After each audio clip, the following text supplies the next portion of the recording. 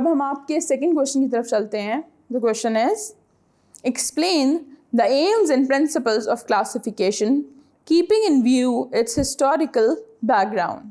अब यहाँ पे बेसिकली दो चीज़ें पूछी गई हैं एक ही सवाल के अंदर कि एम्स एंड प्रिंसिपल्स बताने हैं आपने क्लासिफिकेशन के, और जबकि नज़र में रखना है उसके हिस्टोरिकल बैकग्राउंड को। तो इसके लिए आप ऐसा करें कि अपनी बुक के पेज नंबर 33 पे जाएं, वहाँ पे एक हेडिंग है 3.2 that is classification AIIMS and principles.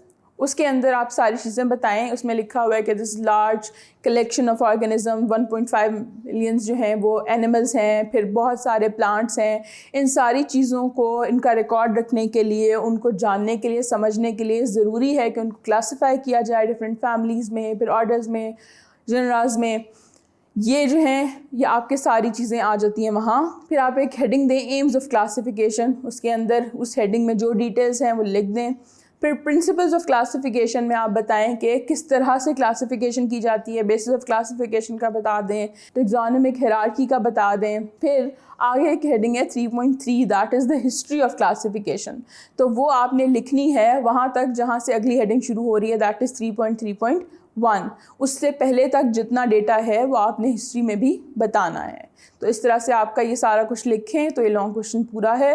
और अगर आपने और समझना है about the history of classification and AIIMS and principles तो आप मेरी चैप्टर 3 की वीडियोस भी देख सकते हैं @tutoria.pk।